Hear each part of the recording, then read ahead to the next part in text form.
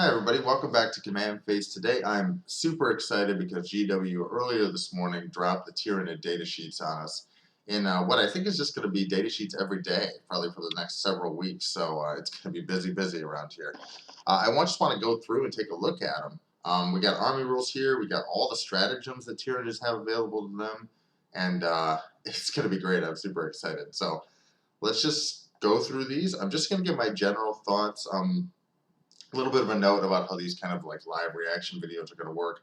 I'm not going to read out the details on all the data sheets. I assume you guys can read for yourselves. I'm just going to look through, kind of go through what keywords do they have, what kind of abilities do they have, what do I think they're good at, and what kind of key synergies do they have within the army. Another key context here, or point of context here, is that we don't have points values yet, so I'm not going to know for sure. So take all this with a heavy grain of salt. We'll be looking at like what's good and what list, what's super efficient for the points cost later, but for right now we're looking at what's the general play style of Tyranids? What do all these rules offer? Like, how do they come together in like a cohesive way? And I'm super excited to get started, so let's go. Alright, first up we have the Tyranid army rules. We got Synapse. Synapse is really important. It wasn't super important in 9th edition, but Synapse is basically, you know, your big bugs and your Synapse units are going to extend their kind of influence over the table. This is the way that the hive mind in Tyranids is kind of represented. Tyranids are just animals unless the hive mind is involved. And the Synapse rule is like, these are all just mindless beasts. They're going to run away. They're going to fail battle shock unless that hive mind really is exerting its will over the greater teeming mass of bugs. So in 9th edition, Synapse really wasn't a huge deal. You know, it just, there were some combos you could do with Synapse, but in 10th edition, it's going to be a lot bigger of a deal. Battle shock is much more important. You're going to pass your leadership on 3d6 instead of 2d6. That's going to be huge. And also, as you'll see when we look at the stratagems, there's going to be some that offer synergies with Synapse, really powerful synergies, often being able to choose 2 units instead of 1. So we're going to be looking through at what kind of models have Synapse in the army. I think traditionally it hasn't been a super big problem for Tyranids to maintain Synapse in 9th, but things could change, so let's see. Shadow in the Warp, this has been previewed before. Just a once-a-game battle shock. People have been really underestimating this ability and its effectiveness. They've been thinking it's going to be random. It's going to be like, some of my models are going to fail. And while it's true you can't control what fails and what passes, most things in this edition seem to have lower leadership around 7 or something like that. So they are going to fail about half the time, 40% of the time, and it's going to matter. You're going to turn off OBSEC, turn off stratagem use. Probably best to do this at the beginning of your opponent's command phase so that you can really impact their turn in a negative way. So super cool ability. I think this is clinically underrated, and I think in this edition it's going to be great. For the detachment rule, I've kind of went over this in other videos. Swarming hits is just sustained hits, 1 against infantry and swarms. Hyper aggression, lethal hits against monsters and vehicles. And then Hive Predators is like, you target an enemy character unit, specifically unit, crucially unit there, because you can't really protect stuff with the leader keyword this way. But the attack has the precision ability. This means that you're going to roll the hit and wound against the unit, but once you've allocated damage, you can allocate it to the character. This might be kind of meta in some lists. Like, it might be okay, you know, but you're not going to take this all the time. I think I did like a cursory overview of the Tyranid datasheets in here. They have a lot of medium range, like medium strength weaponry, a lot of ability to kill Marines, dish out 1 damage attacks, but not a ton, I don't think, of like a really good dedicated anti-vehicle, especially at ranged. And because of that, I think that more often than not, out of all these, you're going to take the lethal hits. Lethal hits is just better than sustained hits 1. At least if it were kind of like universally applied, but you are limited to only using this against monsters and vehicles. Importantly, too, this does apply to all your Tyranid range weapons, so your Termagant guns, all your stuff like that. You can, you know, scrape some wounds off a tank incidentally with this kind of stuff. So Tyranids look like a death by 1,000 cuts army, and we'll see what the weapon profiles are like, but I'm thinking that will hold true. All right, stratagems. I'm excited for this one because I haven't seen all these. Let's see. Rapid regeneration. When do you use it? Your opponent's shooting phase of the fight phase just after an enemy unit has selected targets. Okay. 1 Tyranid unit from your army that was selected as the target of 1 or more of the attacking unit's attacks. So basically, after you've selected targets, you get either Feel No Pain 6+, which is not so great. I mean, especially against multi-damage things. But if you're in Synapse range, that unit gets Feel No Pain 5+. That's good. I mean, that's going to come up. It's going to be good, especially on big bugs, just to ignore some damage. You're probably not going to use this on like single wound models, especially if there's multi-damage coming your way, because rolling 2d6 and making 2 5-ups is actually pretty tough. So good stratagem. Seems like a really solid one. 1 CP is great as well. Death Frenzy. Use this in the fight phase. Oh, I saw this one earlier. Yeah, this one is a when you're selected as the target, each time a model in the unit is destroyed, if the model hasn't fought that phase, roll this d6. On a 4+, don't remove it. It can fight, and then it's removed. So fight on death on a 4+, and you have to use it when you're selected as the target, so you don't use it after you die. So big bugs aren't really going to use this. It's unreliable on a 4+. It's unreliable because you're not really sure if you're going to kill the big bug when you actually attack it. So, but this is going to be used on carpets of Gaunts and Hormagaunts and other high model count units because half of them can fight on death. 1 CP makes it pretty good. Usually fight on death is around 2 CP if it's guaranteed. So 1 CP for kind of half effectiveness is good. I think it will happen. It's going to be kind of incidental. I don't think that's going to be used a whole ton. Unless we see like tons and tons of Gaunts in play, in which case every time you're in combat, you're probably going to see this happen. So pretty good stratagem. Not insane, you know, like when Khorne Berserkers fight you on death and stuff, you're going to feel it. But this on a 4-up, usually in 9th, you wanted the big bugs to be fighting on death because their attacks actually mattered. But not guaranteed, and you even have to do it before the target is actually removed, so you don't even know if the unit's going to die. It's okay. I think it's okay. Adrenal Surge, 2 CP. In the fight phase, up to 2 Tyranid units within Synapse range and eligible to fight, or 1 if you're not in Synapse range. Until the end of the phase, each time a model in each of these selected units makes an attack, a successful unmodified hit roll of 5+ scores a critical hit. Wow, okay. This is great with this right here. These are all things that proc on critical hits. So 6 is to hit, 6 is to, does it say unmodified hit roll? Yeah, these are both proc on critical hits. So yeah, the ability to double this, like double down, sustained hits 1 on a 5-up or lethal hits on a 5-up. It's in melee, notably, so it's not at range. But this is like, if you have a unit that's just a horde, yeah, that's great. That stratagem's really good. 2 CP, so you're going to pay for it, but wow, yeah, that's real good. That's going to see play a lot, and this is going to be a key way for those horde-style lists to push damage, so I like it. I like that a lot. Overrun. Fight phase just before a Tyranid unit from your army consolidates. Target that unit. Till the end of the phase, each time a model in unit makes a consolidation move, it can move to 6 inches instead of 3, provided it can end in the move in unit coherency and within engagement range of 1 or more enemy units. If your unit's within Synapse range, instead make that consolidation move as a normal move up to 6 inches. Wow. Okay, so this might not seem good on the face of it, right? I mean, when people evaluate stuff, they look at stuff that's going to do damage, right? Adrenal Surge is going to up your damage. That's going to be great. You know, it's on paper good, but as a person who's played 40k for a long time, movement is king. Like, being able to consolidate, especially in any direction that you want to, is extremely good. And notably in 10th edition, it's actually harder to consolidate and pile in because you have to end base to base if you can. You know, in 9th edition, it's hard to illustrate with my hands, but imagine you had a unit like this, right? Then, or like my fist. Then in 9th edition, it'd be common to get stuff that would consolidate and would wrap around the unit on both sides because the consolidation rules were so loose. In this edition, they're going to kind of hit the front of the unit and they're going to stay there as a clump kind of behind it because they're going to be really limited on their consolidation and they have to end base to base if they can. Because you can make this up to 6 inches. Oh, sorry. I'm sorry. I'm thinking of piling. Ignore that. But afterwards, when you do consolidation, yeah, being able to go 6 inches in any direction means I can like get on top of an objective. I can move backwards if I want to into cover. This is going to be sleeper really good. Movement wins games. So I think that one's going to see play a lot. All right, Synaptic Insight for 1 CP. use it in your command phase.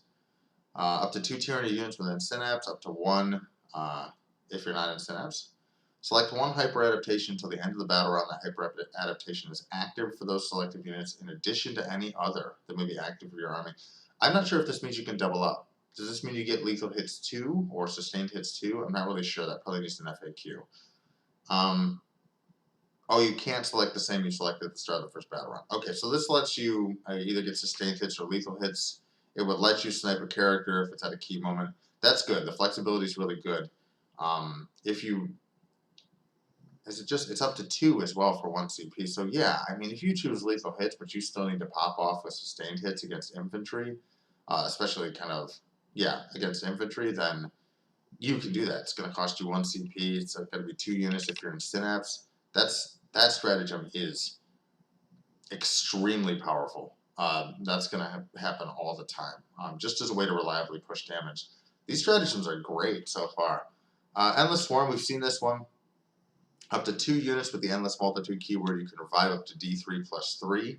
Only 1 if you're not in Synapse range. So, again, it seems like, is it all of these?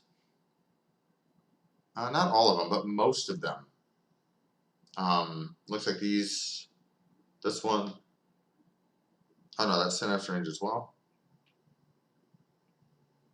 So Synapse, because of the consolidation move changes, Synapse. So again, Synapse is going to be really important for this army.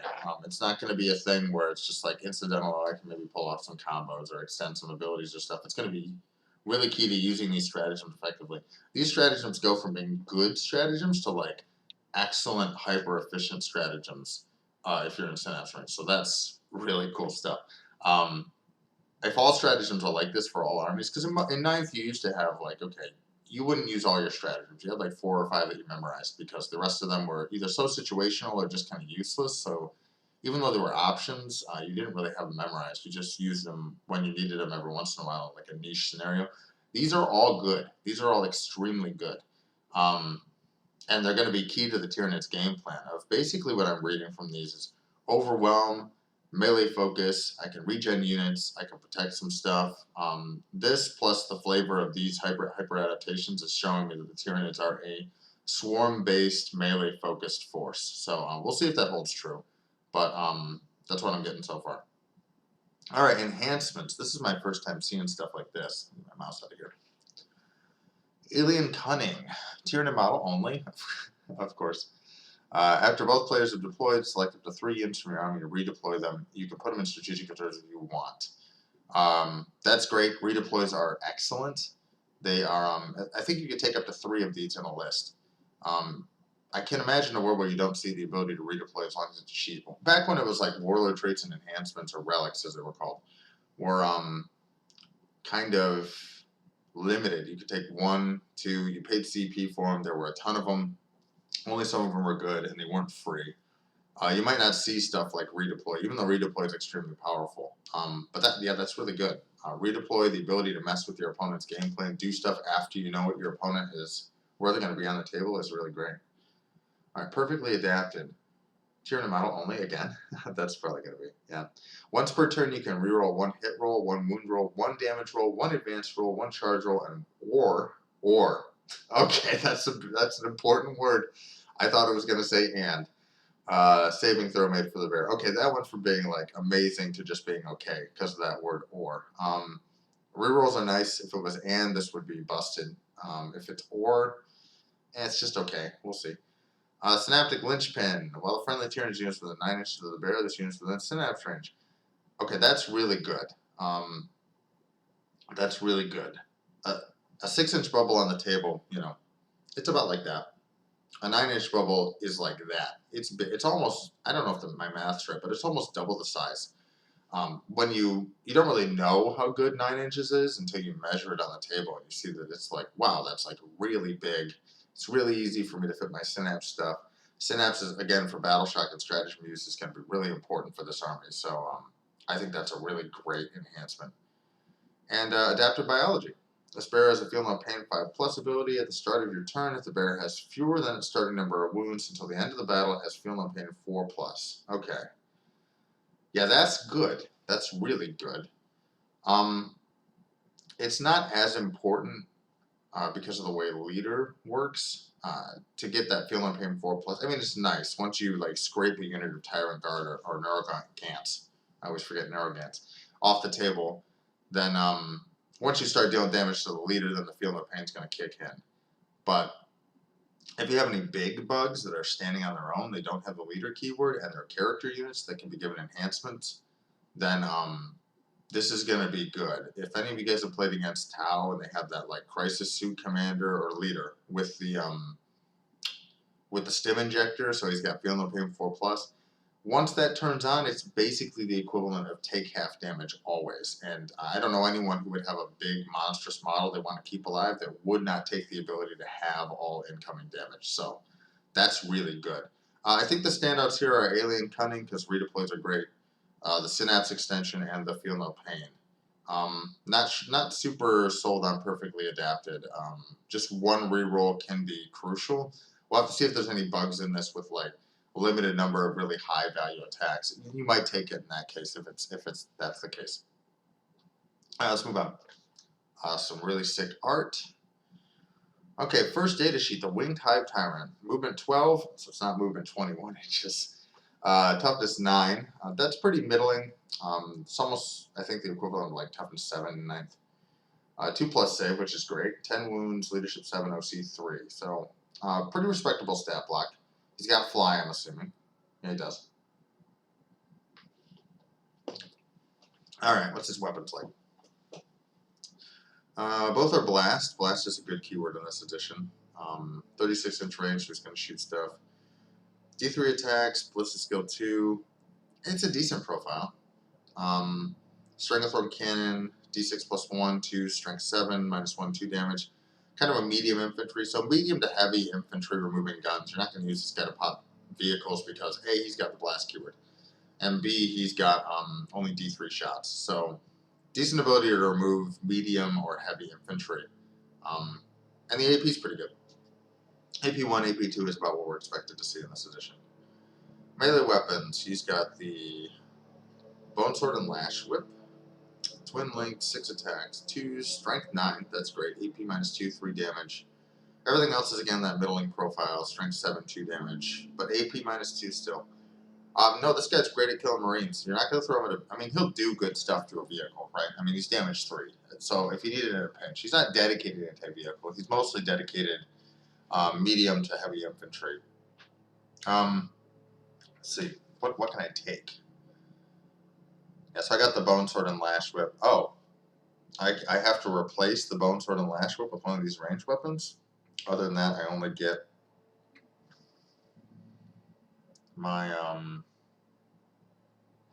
yeah, I get a bunch. I get the Tyrant Talons, which aren't even extra attacks, and the Bone Sword and Lash Whip.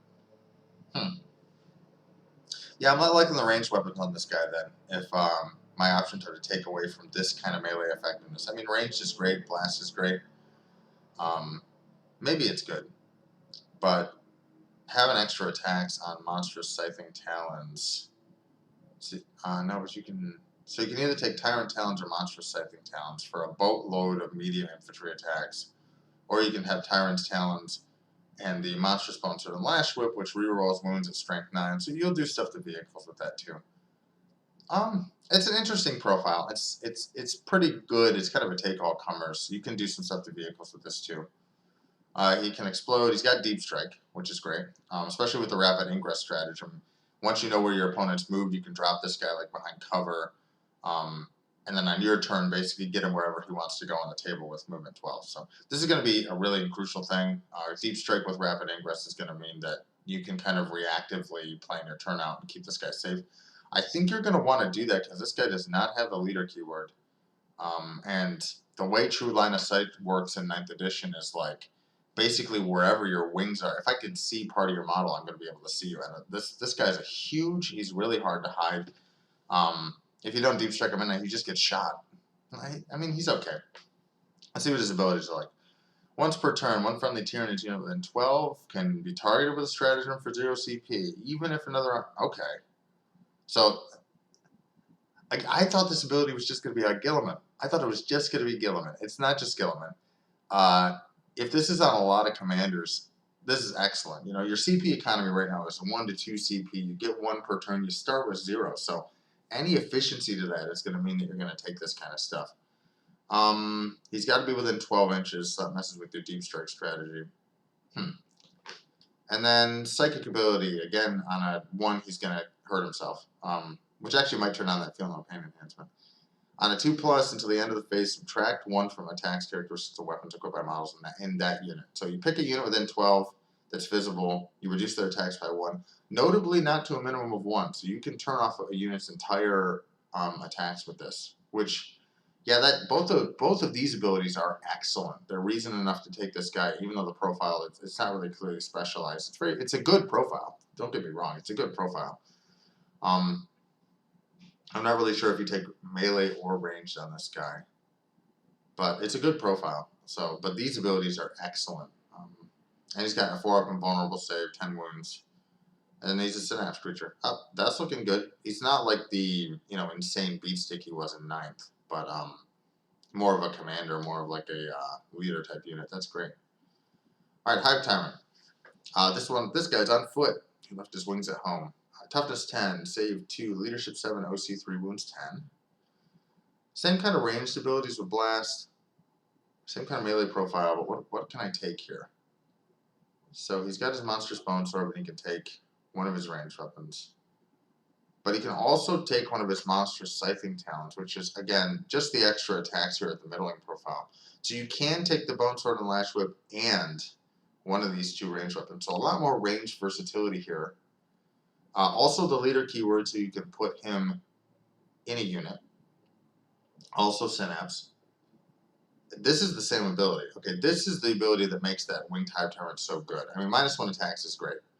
But this is the ability that makes that Hive Tyrant so good. If you can protect this guy with leader, and he also gets more versatility, he just now is a little bit slower. And what else? He's tougher too. That's wild. This guy's just better. He's just better. While the friendly Tyranid units within 6 inches, ranged weapons equipped by this model, and then you have the assault ability. That's really good. And I'll tell you why that's really good. That's really good because in the mission card there are actions that you can do only if you're eligible to shoot. Because you have to, if you're going to plant a beacon or scout some territory or stuff and complete the mission action, you're giving up your shooting action to be able to do that.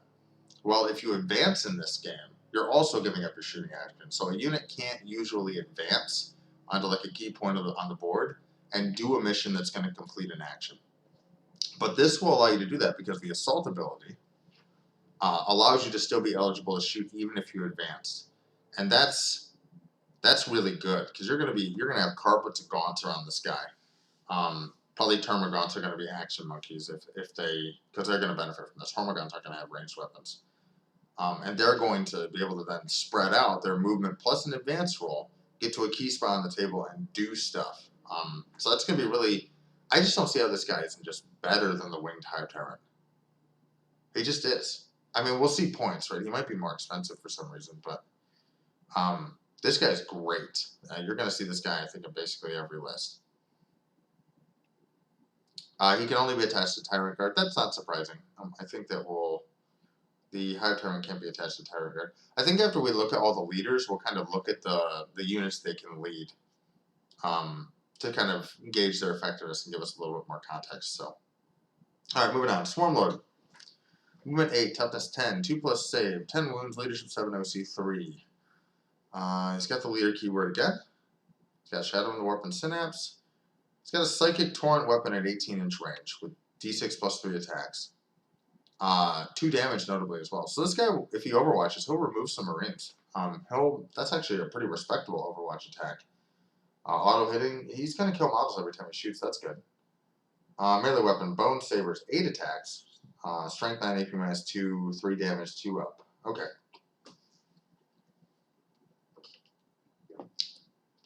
What I'm reading from this guy is less support, more killing. We'll see. At the start of your command phase with this model's on the battlefield, you get 1 CP. Or you gain 1 CP. Okay, so that's great. Any ability to give you CP. Between the free stratagems and the 1 CP, and kind of the lower cost of Tyranid Stratagems. This is pretty CP rich so far. So, I mean, these guys, I think anything that gives you CP, crucially, like this guy reduces the cost of Stratagems, lets you use it again. That's extremely good.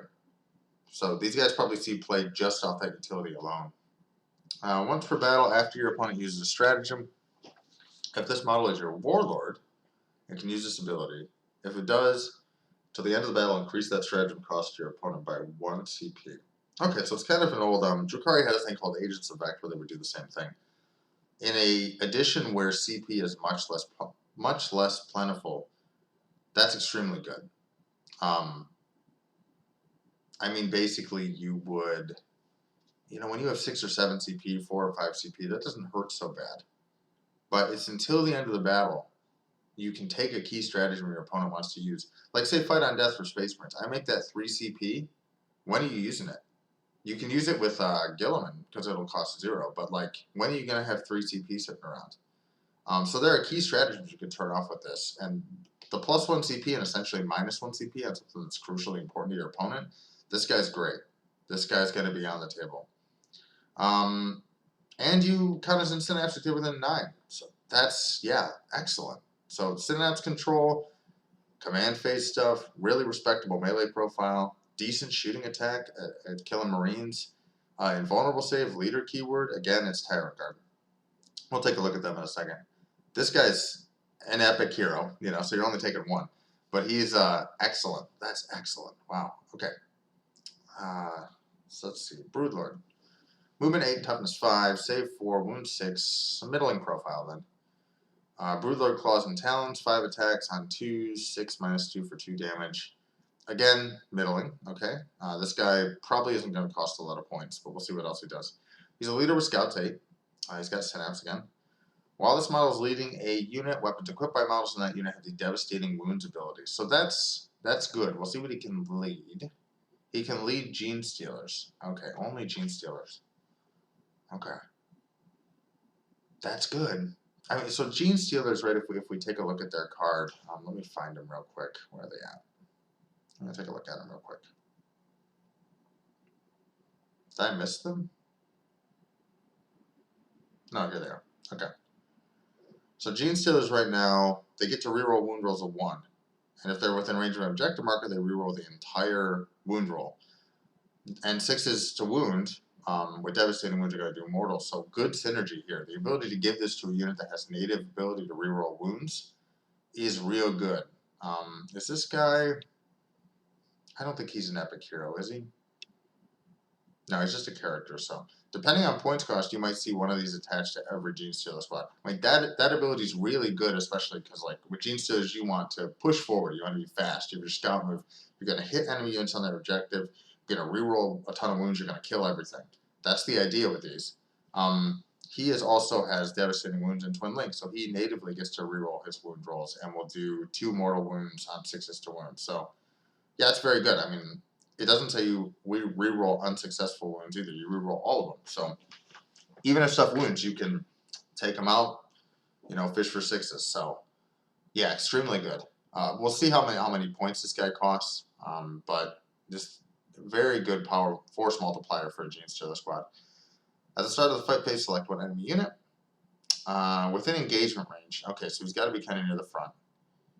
Until the end of the phase, each time a model in that unit makes an attack, subtract 1 from the hit roll. So defensive abilities for Genestealers and his unit as well. So yeah, very good.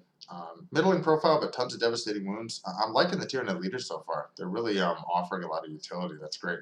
I'm hoping that's what we'll see from other commanders too, is that, you know, named characters seem to be beat sticks in this edition, but regular characters seem to have like good profiles. They'll kill stuff, but mostly they're here for the utility they provide because they're leaders for their troops. So that's really, really cool design philosophy there. All right, I'm not going to go over this guy too much.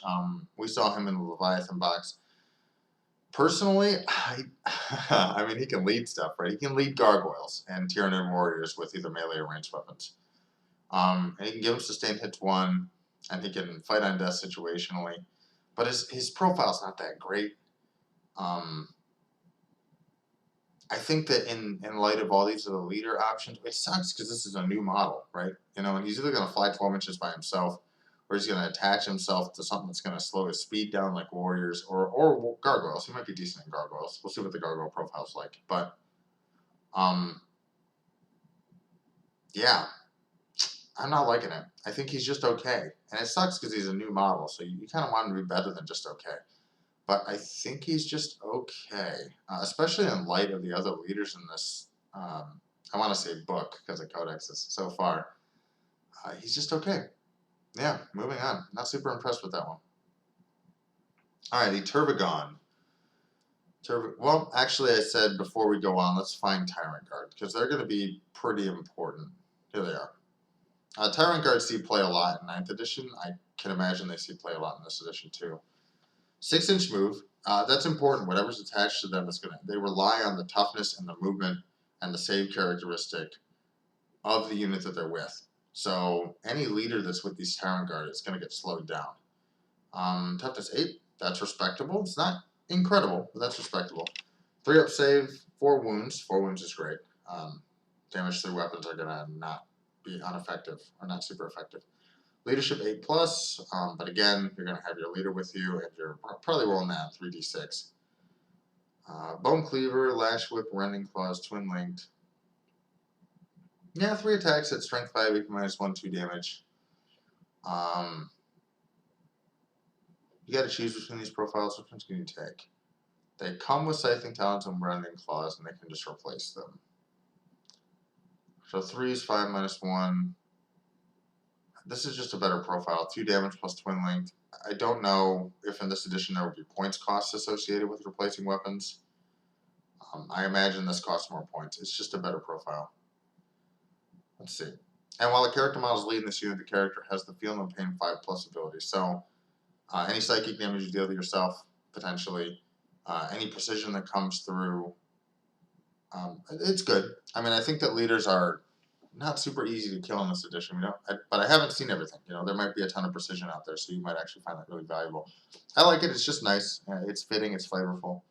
These guys is going to depend on points, but I can't see a world in this edition. What's the unit size? 3 to 6.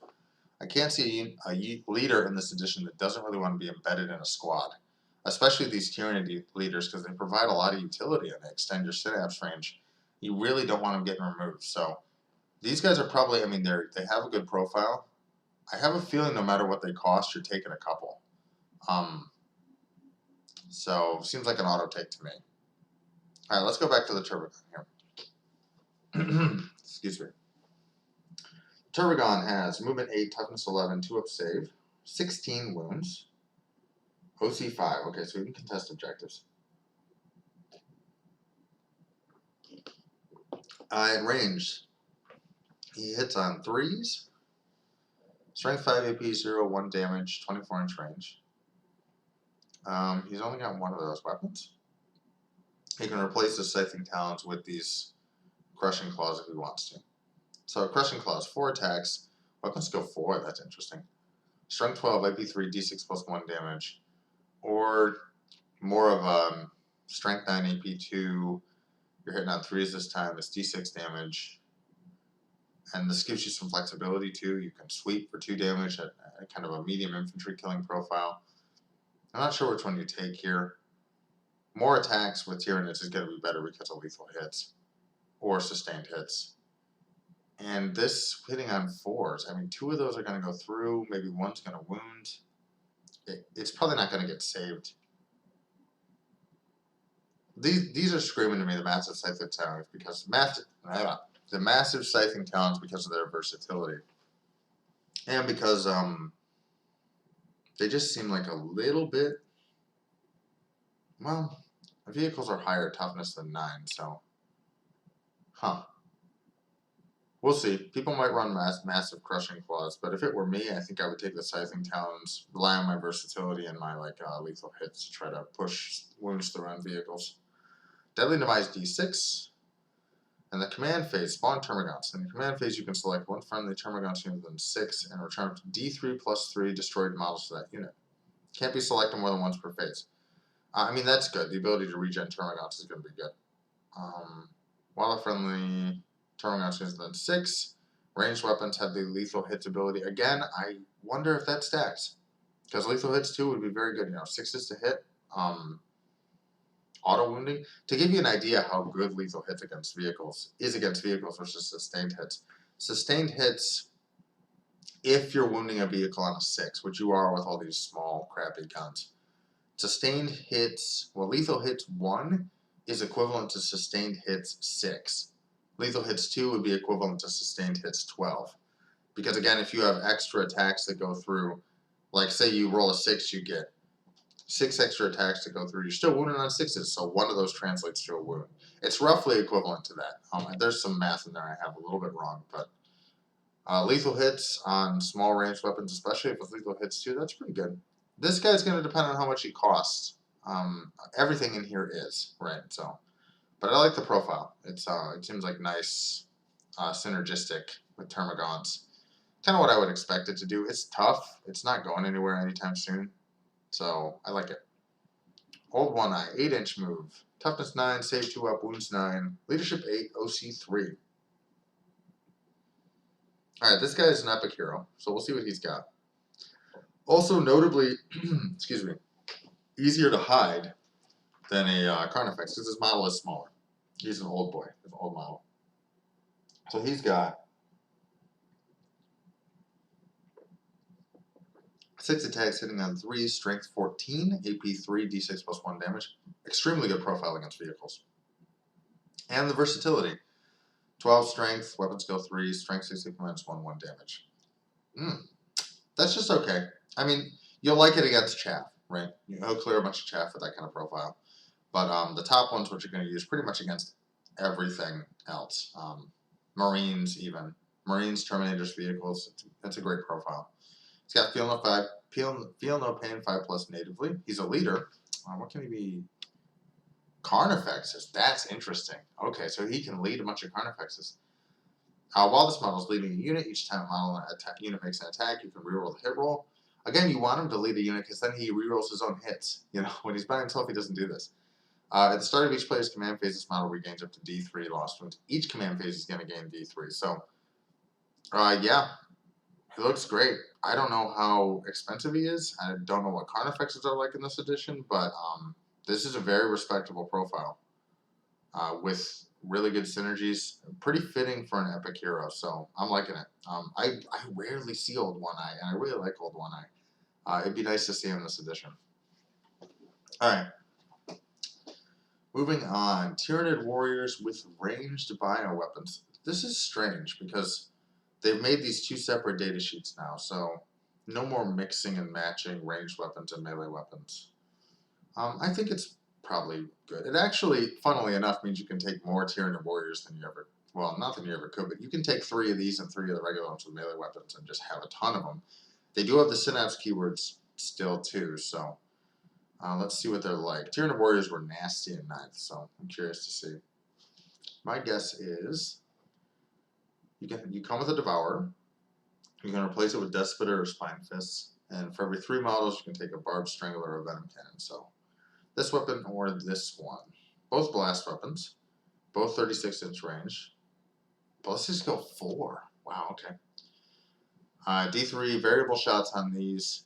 Good strength, good AP, good damage on this one. This one's okay. It's great at clearing toughness 3 chaff, so I'm going to be kind of matchup dependent.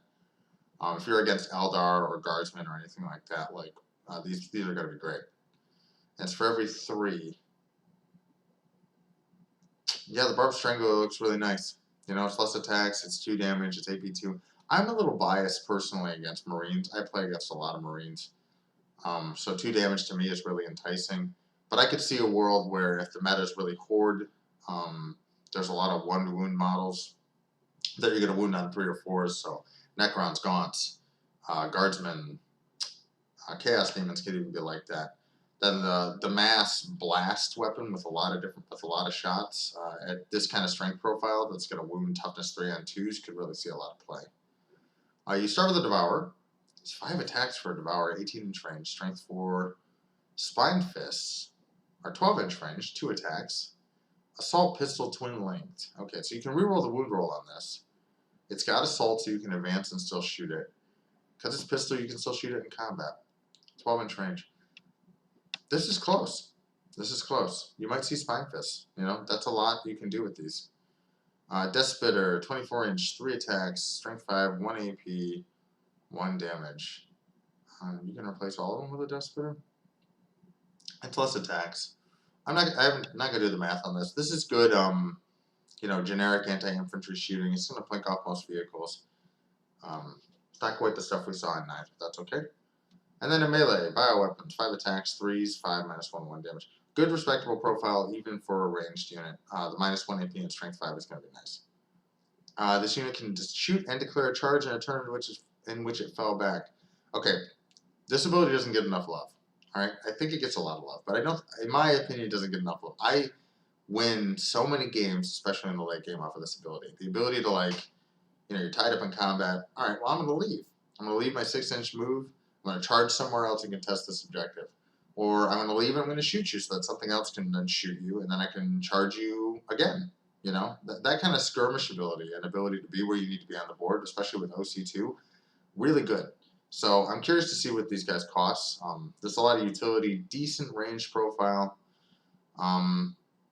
Synapse is nice.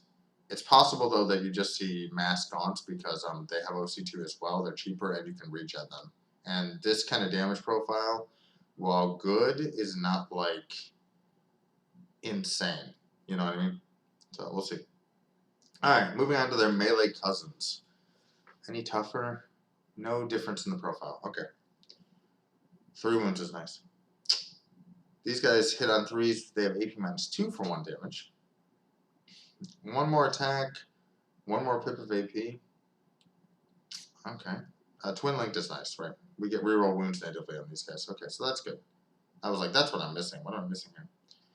Synapse. At the start of the fight phase, you can select one of the following abilities. Each time a model in this unit makes a melee attack, reroll hit roll of 1. Each time a saving throw is made, reroll a saving throw of 1. With saving throw 4, cover is really available in this edition, so saving throw 3, more than likely.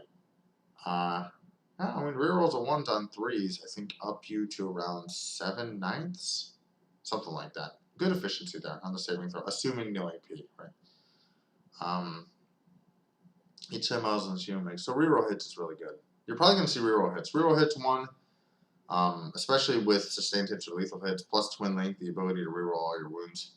Super good there. These guys are good in melee. The only issue I see with them is their movement 6. They're relatively slow. I haven't seen so far, and all of our rules are at the top of this datasheet thing, right? I don't think, and I'm missing anything. I don't see really any ability to advance and charge with this army to get where you need to get quickly. So, with the same objective control value, you might see the ranged ones more than the melee ones, just because that kind of movement really means they're not going to be in melee till probably like turn 3 or so in the center of the table. So, and these guys have roughly, I mean, they don't get to reroll their wounds, and they don't get reroll hit rolls of 1, but they're decent in melee. They have more utility. I'm liking the ranged weapons better so far, just because these guys, it's going to take a while before they actually get to where they need to get to without any kind of army-wide ability to advance and charge, or targeted ability to advance and charge. We'll see if we see it on a character. Alright. Termagants. We've seen these guys in the box set, right? I evaluated them a little bit before. I think this unit is great. I think that they have a lot of flexibility. You can put them in reserves. You can respawn them. You can regen models in the unit. It's key to the Tyranid's game plan. You know, they have a decent amount of ranged attacks. It's not great, but you gotta imagine there's 20 of these guys. You know, there's just 20 of them. They can extend themselves into Synapse really well. And then once per turn, they get that reactive move, which is reposition is nice. Reposition is always really great. You can use the consolidate stuff on this to kind of snatch objectives from people too. Lots of mess with you stuff with this kind of unit. The Horde stuff is kind of where I'm seeing Tyranids go, just because the faction ability with sustained hits and lethal hits, the ability to regen bodies, the fact that you have so much OC value of 2 with the ability to mess with your opponent's objective control values, I really think that you're just going to kind of overwhelm people. Alright, let's move on to Hormagaunts. Movement 10. Toughness 3, save 5+, OC 2. 3 attacks a model. Weapon skill 4, strength 3, AP -1/1 damage. Okay. Well, you're probably taking lethal hits against vehicles for that. Against infantry, it's okay. Strength 3 is okay. I mean, it's usually not great, but you got volume of attacks here. You can declare a charge in a turn in which it advanced. Okay. Yeah. So if I'm choosing between Tyranid warriors to contest objectives and do damage in melee, like the warriors are obviously going to do more. They're probably your second line, right? But this is your go up the table and snatch stuff. These and the Genestealers. OC2, 10-inch move with advance and charge. Decent number of attacks. I don't think they can be... I haven't seen anything that can lead this unit yet to kind of up its effectiveness. But you can even do things like you can use your stratagem to turn on sustained hits for this unit. You can... what is it? Who's the guy that gives double synapse? That's for Termagants only. Okay. So I'm liking Hormagaunts a lot. Just not because they do a lot of damage, but because they get up, they're gonna do some stuff. They're gonna screen out your nice, really juicy stuff that you don't want to die from getting killed in close combat. They're gonna screen out deep strike. They're gonna be in synapse. They're gonna have consolidated stuff that can advance and charge. They're gonna swarm points and take them over. And they have endless multitude, so you can respawn them and you can regen models in the unit. So really liking Hormagaunts. I think if you see a lot of Termagants, you know, maybe you see them with the what is it, Tervigon? I'm so bad at these names with Tyranids. I'm liking Hormagaunts a lot. They are going to be limited notably by the new pilot mechanic, which is going to really limit how many of them are going to be able to fight. So that's worth noting. But as far as getting up the table, contesting your opponent, 10-inch move with advance and charge is great. And these guys are going to steal points from you. Termagants can do the same thing, obviously. But Hormagaunts do it much quicker, and I think they do it much quicker, and I think they do it with less risk because they're actually going to kill stuff when they fight, unlike the Termagants. So, yeah, super great data sheet. I think that like for a baseline troop, this is really good. This is also really good because the mission cards seem to like the ability to establish board presence, so a lot of ability to move around the table, especially to get to corners of the table. If you play tactical and you're going to be redrawing those secondaries all the time, then that's going to be even more emphasized. If you're redrawing your secondaries, then you're going to want more and more mobility because you're going to need to have more flexibility. There's going to be a greater kind of demand put on you to be in the right place at the right time. These guys are great for that. I can see Hormagaunts being kind of your frontline swarm unit, and Termagants because you can give them the ability to advance and still be eligible to shoot. Then they can go around doing actions and things on the table. So really cool, really cool. It's nice to see Termagants and Hormagaunts have like a little bit different of an identity, and also be a really, really strong unit for objective scoring, not for killing. They don't kill anything, but for objective scoring. All right, Gargoyles, are they battle line? They are battle line with OC2. Movement 12 with Fly. Notably, they can take the Hive Tyrant. They can take this guy with them. Right? He can go with Gargoyles. He can give them sustained hits 1. Let's go back to Gargoyles. Okay. They have an assault weapon that could get sustained hits 1. 18-inch range, 1 attack, 4. Strength 5 is good, though. I mean, hitting on... This is a good profile. 1 damage. Limited number of shots, though. There's probably 10 to 20. Yeah. Blinding Venom is melee. 1 attack, 4 is 3. So, yeah, don't get them in melee. They're okay. I shouldn't say they're okay. They're not good in melee. They have Deep Strike. That's really good, especially with Rapid Ingress. And in your shooting phase, after this unit is shot, it can make a normal move up to 6 inches and not be eligible to charge. That's extremely good. Wow, okay. So these guys are not only battle line, they're objective control 2, they're 12-inch move with Fly, and they have the ability to shoot and fall and reposition themselves. What am I talking about Termagants being good? These guys are excellent. They are excellent. I'm not sure how much they cost, but this is a premier board control screening scoring unit. It can do it all, man. What a great data sheet. Okay, Wow, okay, moving on. Toxicrene, 8-inch move, toughness 11, save 3, 14 wounds, leadership 8, OC 4. Anti-infantry 2+, that's expected. 9-inch range, 2d6 attacks at range. 9-inch range is pretty prohibitive. Ballistic skill 3, 6 attacks, -1 for 2 damage. Decent profile. Anti-infantry 2+ is nice on that kind of volume. The strength's not really going to matter. I mean, if I roll 7 attacks, just do some math, bear with me. 7 attacks hitting on 3s, it's probably about 4 to 5 when going through. I wound on 2s, so probably, again, 4 to 5. AP -1. I probably kill 2, maybe 3 Marines with this every time I shoot. 9-inch range is really prohibitive, though. In melee, 12 attacks. It's a lot of attacks. That's kind of funny. That's a nice design thing because 2d6 maxes out at 12, and these are supposed to be his arms, right? So he's like sending his arms at you.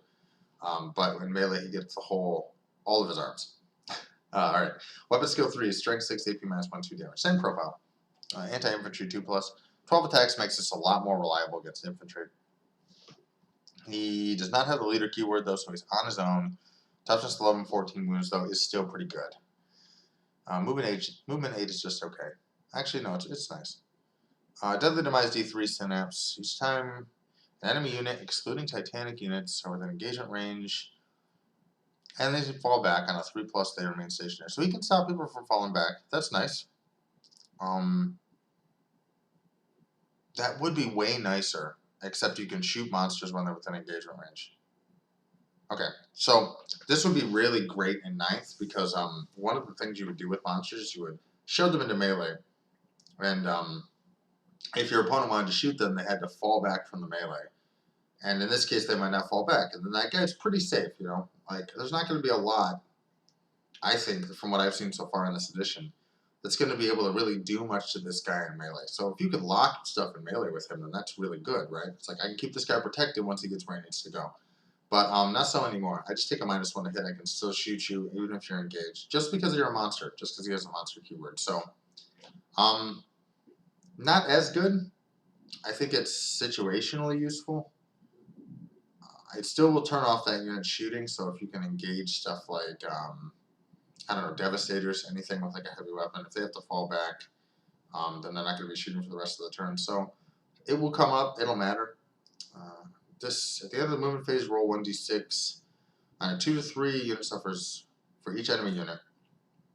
On a 2 to 3, you suffer 1 mortal wound. On a 4 or 5, you take d3. On a 6, you suffer d6. It's a bit playing the lottery, honestly. 1 to 2 mortal wounds on every unit within 6 is okay. At the end of the movement phase, that's pretty prohibitive. If he did this in the fight phase, it'd be great. At the end of the movement phase, though, I don't know. Just okay. He can get bracketed. He cannot be led by anything.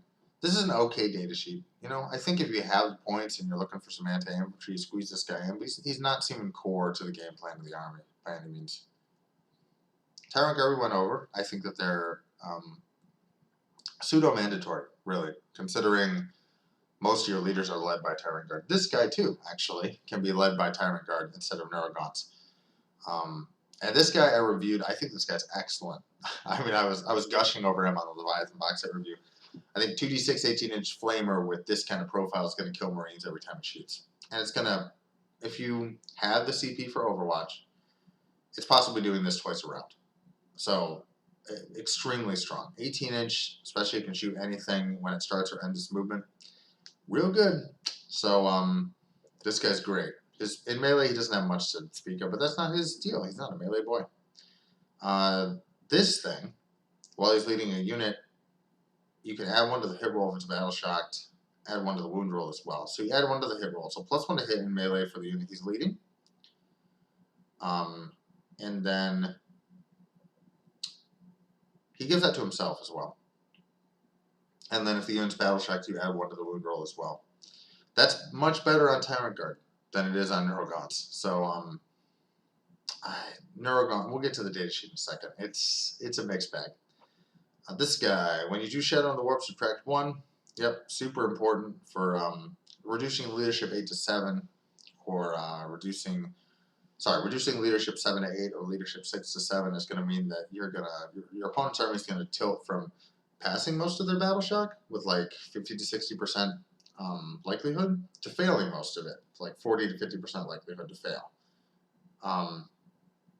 No, to succeed. 40 to 50% likelihood to succeed. Skewing that, and imagine you have a bell curve, right? Skewing that from here on the bell curve to here, big leap in efficiency. Doesn't seem like it. It's just -1. But it will mean that half to more than half of your army will fail that battle shock. Just because of this ability alone. So really key to the Tyranid army ability. Almost makes this guy mandatory in every Tyranid list. Alright, and again, select 2 guys within 12 inches, and these little buddies go over to that unit and give it synapse even if it's outside of range. Do it in the command phase before the model is used. Super good utility. Again, a lot of your stratagems benefit from synapse, so really nice. He's got fly too, but he's going to be with units that don't have fly, so it's probably not going to matter. Let's see. Yep. Next up, Lictor. How many? Just one. One Lictor.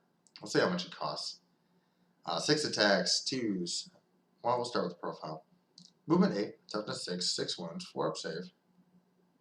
OC 1, so he's not scoring. Leadership 7, but he's synapse.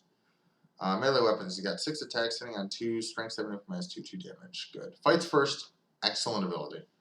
Infiltrators, excellent. Lone operative, so can't be targeted outside of 12 inches. Excellent. Stealth, -1 to be hit all the time. Excellent. Great keywords on this guy.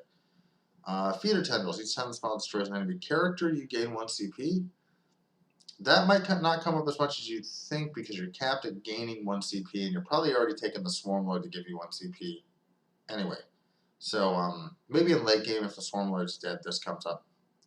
Once per battle, you can use the rapid ingress stratagem on one model with this ability for 0 CP. Okay. Doesn't say in addition to anything else, right? So I can't deep strike this guy on my opponent's turn for free. I can't deep strike all of them if I have 3 Lictors in reserves. You know, I'm only deep striking 1. That is good, right? The ability to set them up, especially because he's a lone model and he can hide behind cover. So you can mess with your opponents with this. You could possibly try to character snipe, even though most characters are going to be protected by bodyguards anyway. But you could still run into melee, pop the precision ability, rely on wounding the lower toughness unit, and then allocating those wounds to the character to save, and it's 2 damage apiece. Oh, he comes with precision. Okay, never mind. Yeah, you can run him in to try to snipe characters. It'll depend. This guy will depend on points cost, but I mean, these kind of utility pieces are nice, especially because used to be in 9th, like you'd be limited by slots in the force organization chart, so maybe you don't ever take this guy. But because you can take up to 3 of each data sheet this time, you don't really lose anything from the rest of your army for taking this guy. So I can see a couple. These keywords are really strong. Fights first is really strong. He can mess with you. He can do stuff in the center of the board. He can possibly snipe characters. I like it. I think it's great. I think that that's a great data sheet. All right, Deathleaper. Is this the epic hero Lictor? Yeah. All right. So how's he different? He's got 1 more wound. Okay, great. Good talk. He's got 6 attacks onto strength 7 instead of 6, right? Instead of 6. No, it's still strength 7. He's got precision on these. Same as the Lictor so far. These keywords are the same. Synapse is the same. This is the same. An enemy unit within 6 inches of this model worsens the leadership characteristic of models in that unit by 1. In addition, in the battle shock step of your opponent's command phase, if such an enemy unit is below its starting strength, it must take a battle shock test. Okay. So that's really good. That's really good. Okay, let me tell you why that's good. Why I think that's good. He's got an invulnerable save too.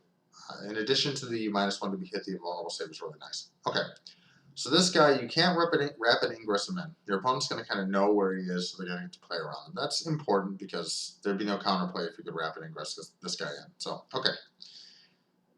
On my turn, if I move 8 inches and I charge you, and I charge something that isn't going to kill me back, right?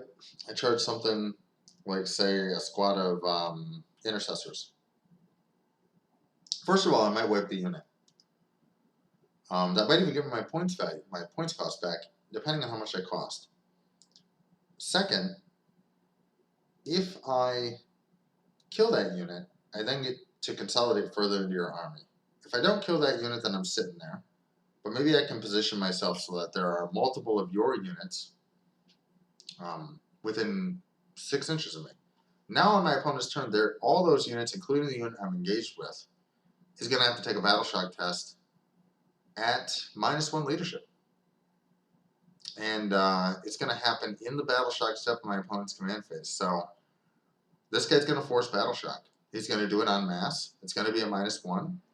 Again, your fail rate's probably going to be 50 to 60% on that.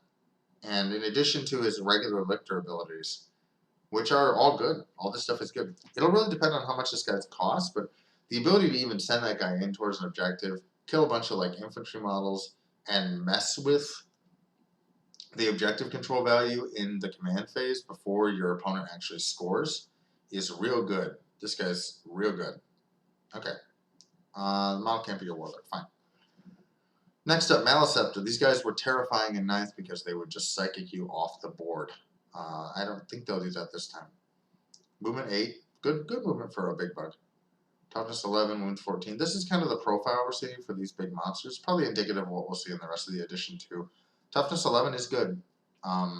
It's going to mean most anti-dedicated anti-tank weapons are going to wound you on probably 3s instead of 2s. And a lot of the infantry equipped things like multi rifles are obviously going to wound you on 5s. And at that point, why bother? 3 up save, 14 wounds, OC 4. He's got a 18-inch Psychic Blast, D6 plus 3, so D6 plus 4, 5, 6. Strength 10, HP minus 2, 3 damage. Wow, okay. That's an extremely good profile. That's a really good Psychic profile. Okay. In melee, low number of attacks, right? But that's like last cannon territory. It's good damage. Strength 7, HP minus 2, 1, 2 damage. Can kill some medium infantry as well. No. Great profile. We'll have to see how much he costs. 4 up and vulnerable save. What else does he have? He blows up. 1 enemy hits within 6. Each time a model in that unit makes an attack, subtract 1 from the hit roll. If they're below half strength, subtract 1 from the wound roll as well. So that's really good too. The ability to kind of mass debuff. It's not against him. It's any attacks. That's real good. So once again, these guys were great in 9th. They're obviously really great now as well. I don't know what their points cost is, but that's a really nasty, really nice looking data sheet. Okay? I'm probably going to say this for everything, because everything has its own niche. And we won't really know what's really good or hyper efficient until points costs come out. So, alright, Pyrovores, 5-inch move. Ugh, that's rough. 3 up save, 4 wounds, leadership 8, OC 1. Oh my god, these guys suck. Okay. 12, I mean, you can put them on your backfield objective, and if deep strikers come in or try to charge you or whatever, you can hit them with flamers, you know. And I was kind of hype on these guys because I thought, like, wow, in addition where Overwatch is really powerful, this is what Tyranids bring to the table for Overwatch. But 5-inch move is so prohibitive. It takes you so long to get to the center of the table with a 5-inch move. Especially if you don't want to start, like, towing the line of scrimmage, ready to get shot by everything in your opponent's army. I don't know. Yeah, sure. You ignore cover with your flame tank. I'm not impressed by this at all. I think this is garbage, personally. It'd be great if it were able to have a delivery mechanism of some kind. But the 5-inch move is going to mean, like, my first 2 turns, I end up walking towards the center of the table. And I don't really get the benefit of my Overwatch ability until, like, the last 3 turns of the game. It's good Overwatch. You know, don't get me wrong. It's good Overwatch. It ignores cover. It's twin links, so rerolls wounds.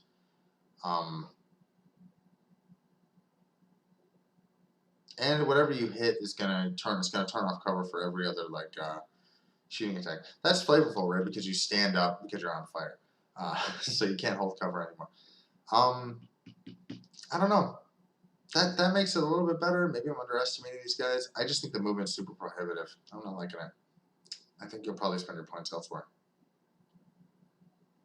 All right, Haruspex. 8-inch move, same kind of monster profile we've seen. A little worse leadership, I think. Precision, 1 attack, precision, ranged weapon. I mean, that's funny because he's got this tongue sticking out of his mouth, right? That's funny. Strength 6, AP -2, D6 +1 damage. He might snipe a character with that while it's walking up, I guess. Probably, it's unlikely, but it's flavorful, so I like it. Melee weapons, Ravage Maw. 14 attacks at Strength 7, AP -1, 2 damage. Hitting on 3s. That's good. Okay. And then these are extra attacks. 4 attacks, Strength 14, D6 +1, AP -2. This is a great profile. What a great melee profile. What a great medium to light infantry blender this guy is. He's just going to grab you with all those hands and shove you in his mouth. Alright, each time this model is selected to fight after resolving its attacks, if one or more enemy units were destroyed, enemy units, okay. Each enemy unit within 6 must take a battle shock test. So if he destroys you, he just makes such a mess of things that your guys are like, oh shit. That's amazing. That's really cool. Okay. These guys are great. What a great melee profile. Good movement too. Yeah, they can force battle shock. That's excellent. Points cost will depend, but I'm really impressed by this data sheet. I think this guy is amazing. Okay, really cool. All right, moving on. Venomthropes.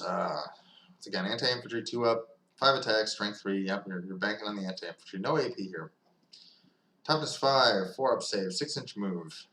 Notably, I don't think the Toxicrene can lead these guys, which I think is kind of weird. Right? I don't think he can lead. Yeah, he can't lead these guys. That seems like an odd design choice to be, but okay. While the friendly Tyranid unit is within 6 inches of this unit, each time a ranged attack targets that unit, they have the benefit of cover. So they have a Toxic Cloud. Okay. This is so funny because if you played the Battle Sector game, that's what these guys did. Alright. In addition, while the friendly Tyranid unit is within 6, they have Stealth. So -1 to hit and benefit of cover if you're within 6. How many of these can you take? 3 to 6. You could run some minimum squads of these and slap them in the middle of your army just to make your stuff more resilient to small arms fire. I like that. They don't really do much. I mean, they're okay, in melee, but you're not really using them for that. You're using them for this ability. So it's going to depend. They have fly as well, so they have good repositioning, even though they have a 6-inch move. So some things, the problem is they're going to struggle to keep up. They're going to struggle to keep up with the monsters, but they're not shooting, so they're rolling advanced rolls. Maybe it's okay. I don't know. Those kind of things that sit in the center of your army and give kind of buffs to everything are usually pretty good. Points cost will depend on whether these guys are taking a ton, but you probably could see 1 or 2 kind of sleeper in each list. I like it. Tyranids don't have a lot of shooting. I'm not seeing a lot of shooting so far. I'm seeing a lot of melee. So the ability to defend yourself on the approach, so you just don't get shot off of the table. Jesus, it's really nice. I'm excited, so I'm speaking fast. Let's see. Von Ryan's Leapers. We went over these guys. These guys are incredible. Incredible at contesting the center of the table. Fights first with the ability to kind of charge you. Oh wait, oops, Von Ryan's Leapers are on me. Real good. Stealth, infiltrate, what's not to love? These guys are great. They're going to see play. It depends on how much they cost, I mean, obviously, but they're going to see play. I think they're excellent. Neurogaunts, little babies. Alright, these little babies suck. I mean, they're great. They have the synapse keyword. They can extend synapse. This is an addition where that's going to be really important. And notably, models like Grots and other things, they suck, but they do stuff. They're important, You can use them to extend your synapse. They're going to be good screening units. They're going to be good to limit your opponent's movement, even though they're not that fast. Hormagaunts are probably more what's going to do that. But there will be uses for these. They will be good at extending synapse, which is going to be key for using your stratagems well, and not failing your battle shock. I'd say you probably see 1 unit of 10 of these, maybe 20, kind of conga lines through the middle of a Tyranid force to give them that synapse. I think you probably still see the Neurotyrant or Tyrant Guard. Points prohibiting, but the Tyrant Guard are just better. They synergize better with the Neurotyrant as well. So these guys, it's like they're just garbage. Like, just look at their profile. They're just bad, and they just get removed in droves. But they probably still have they have good utility. They probably still have good utility in the army. If they cost like 2 points a model, you're going to see 60 of them in every list because a model on the table still offers value, even if it sucks. A model on the table has intrinsic value because it takes up space, and so they're going to be nice. It'll be points dependent, but if they're 3 to 4 to 5, 5 probably points a model, then I would expect to see 1 squad in every Tyranid list just to make sure you don't fail that synapse. But you are not taking these for anything else. You're not taking these for anything else. Alright. They come with Neurogaunt Node Beasts. That doesn't have a separate profile. What is that? Is that on the Neurotyrants thing? No, that's just his Synaptic Relay. That's what these are. What the heck are Neurogaunt Node Beasts? Maybe it's just a special model in here? It must not have a different profile, so I guess it doesn't functionally matter. You can get 22 of these guys instead of 20. Okay, great. Alright, Zoanthropes. Movement 5, Toughness 5, Save 5. Wounds 3, OC 1. Warp Blast, Blast Psychic. Blast Psychic is good. Strength 3. Well, Ballistic Skill 3, Strength 7, AP2, D3 damage. Focused, lethal hits. Okay, great. It's already going to have lethal hits, actually, probably. But lethal hits, again, we're not sure if that double stacks. 1 attack. Strength 12, AP minus 3, D6 plus 1. Okay. That's good. That's good. I was waiting to see some dedicated anti-tank that was not in the form of melee. This is the first I'm seeing of it. This is a good ranged profile. Isn't hazardous either. So the ability to do some stuff to vehicles. 2 to 5 Zoanthropes and a Neurothrope. Looks like Neurothrope just gives this kind of ability here. Just a sergeant. Melee, we're not talking about melee. There's no point. Spirit Leech Aura. While this unit contains Neurothrope, which it always will, you're going to remove the Neurothrope last. One enemy units within 6 of this unit, each time that unit fails a battle shock test, it suffers D3 mortal wounds, and 1 model in this unit regains up to D3 lost wounds. This is looking like an auto-take data sheet. These are great. This is really good. Okay. While friendly Tyranids units within 6, they have a 6-up invulnerable save. Yeah, I don't see a world where you don't take like 2 units of 5 of these. Maybe even 3. Excellent range profile, good range, good ability to target infantry down. D3 damage is a little variable. But, yeah, Spirit Leech, Warp Field, these are excellent abilities. They all have a native 4-up invulnerable save and 3 wounds. Really strong unit. Really strong unit. So, that's great. It's really cool. Alright. Oh, they have Synapse Keyword as well. Genestealers.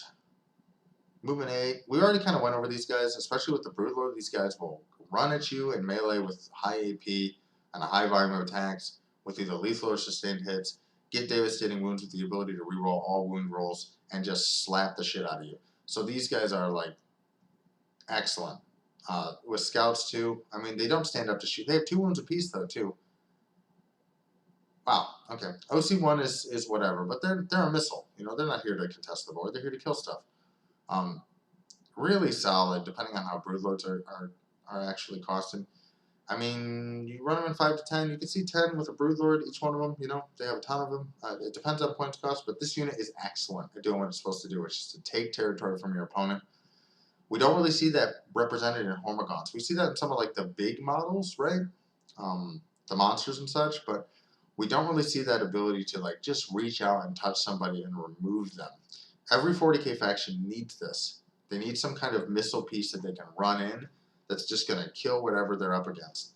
And if you're fighting over objectives, and that's kind of what Tyranids want to do, you know, they don't have the killing power of Space Marines. I'm not seeing the killing power of Space Marines in these index cards yet. But the nice thing that they're going to be able to do is like, okay, I have Battle Shock. I kind of know where you can or can't score. I can put some Broodlords in here. I can scout up forward pre-game, and then like I can sit there. And then when you commit to the board, I'm going to missile at you and just punch something off the board that's within range of an objective and stop your ability to play primary. And it seems to me like that's what this Tyranid army is all about. Like, it's not about really killing your opponent off the board, although there's plenty of respectable ability to do that in here on the big models. It's really going to be about manipulating and outscoring your opponent and controlling the table. These guys don't have endless multitude, so they can't be respawned, but solid data sheet, you know? I think that it's really good. You know, the other armies have like incubi and stuff like that. They have a missile piece, and this is a missile piece, and it's nice to see Tyranids get that kind of unit. All right, moving on to stuff that I have like no context for. Raveners. Why have I even seen this guy? I think my buddy Ian's played this once. Maybe twice. Is this the guy that comes out of the ground? Anyway. Movement 10, toughness 5. Oh no, this is a small boy. They're Raveners. I know what this unit is. They don't have legs. Okay. They have 3 attacks, 4 4s, 1 damage. They can deep strike. That's good for rapid ingress, right? 7 attacks on 3s, -1, 1 damage, strength 5. Decent. You know, decent. They remove some light infantry with that kind of profile. Death from below. At the end of your opponent's turn, if this unit is not within engagement range of 1 or more enemy units, you can remove it from the battlefield and place it in strategic reserves. So, excuse me, I have the hiccups, I guess. These guys are rapid ingress machines. You know, they have deep strike. They can come in, they can set up a charge, they can kill stuff. If they're not in engagement range, you can put it back in strategic reserves, you can rapid ingress again. Set up another kind of targeted from below strike. Nice and flavorful. They are the kind of unit that is not, they're not a Death Star, you know, hammer kind of unit. They're really more of a skirmishing unit that's going to remove, you know, your opponent, usually when you play 40k, all your big important stuff is close to the center of the table. And contesting objectives in your home field or doing actions off on the side, that's stuff that your chaff does. You know, it sits there, it's not super difficult to kill, but there's a lot of them, and they'll spread out and do that kind of really important work. This guy nicely will punish you for doing that. And this unit can drop in with a unit of 3, and they can, you know, with rapid ingress in, they can be 9 inches away, they have movement 10, and they can, you know, run up and hit you and try to clear those chaff, clear backfield holders. The only issue with this is they can be screened out, so a good player will screen this unit out so I can't do that kind of stuff.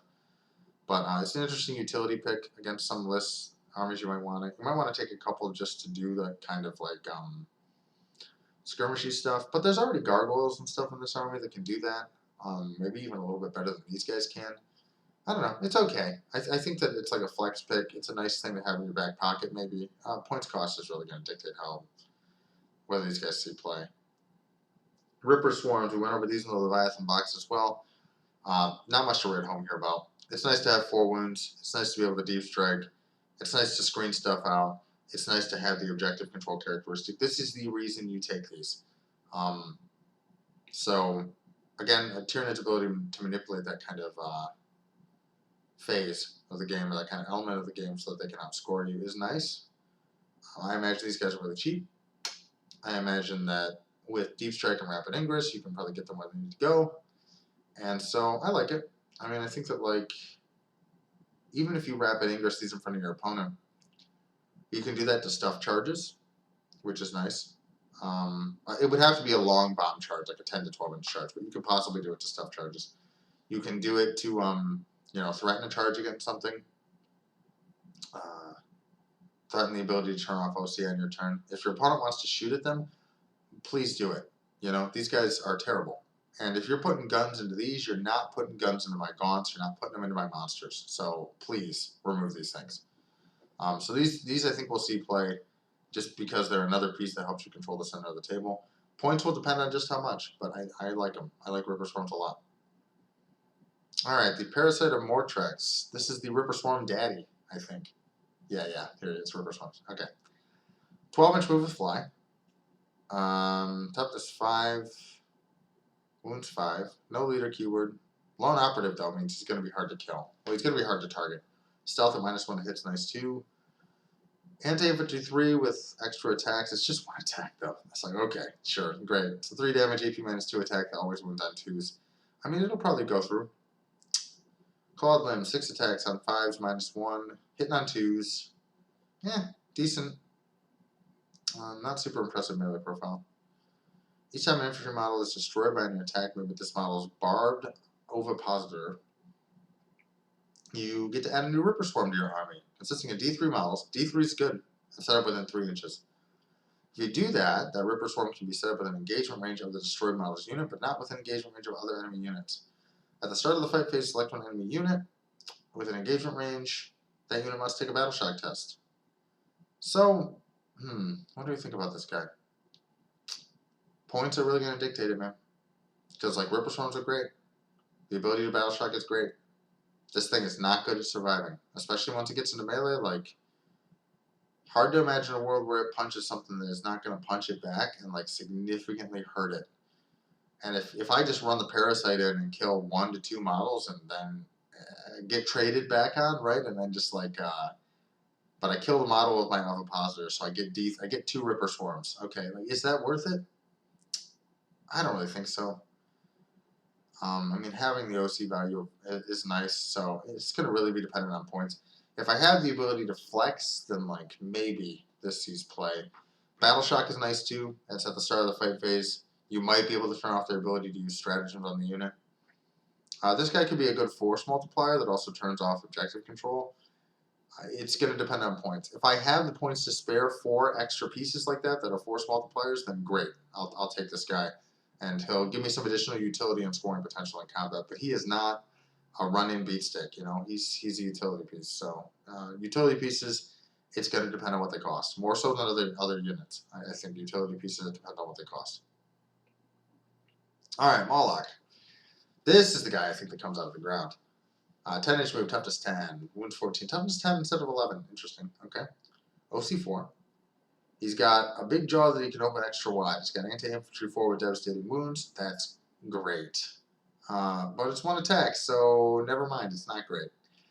Mawloc Sighting Talent, 16 attacks, strength 8, AP minus 2, 1 damage. Light infantry blender, this guy. I mean, that kind of attack profile, he will still kill 2 or 3 Marines probably whenever he fights just by himself. Pretty good. Deep Strike, it's pretty easy to place with Deep Strike too. He's a single model.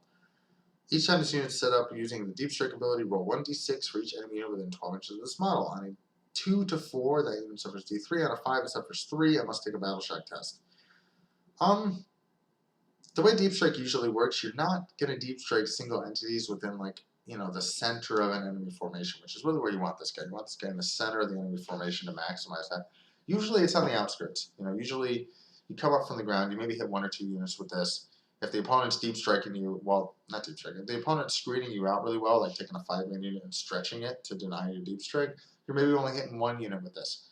So, it's just okay. I think it's just okay. I mean, it's flavorful, right? The kind of Tremors vibe is really cool, but I'm not super impressed. All right, Trygon. Again, toughness 10 instead of toughness 11. 3-up save, OC4. Good movement, though. All these monsters have great movement. Let's see. Bioelectric Pulse. Sustained hits 2. 12-inch range. 6 attacks on 3. Strength 5, 1 damage. It's okay. It's just okay. And then 12 attacks on 3. Strength 9, AP 2, 3 damage. Alright. That's an excellent melee profile. Excellent melee profile.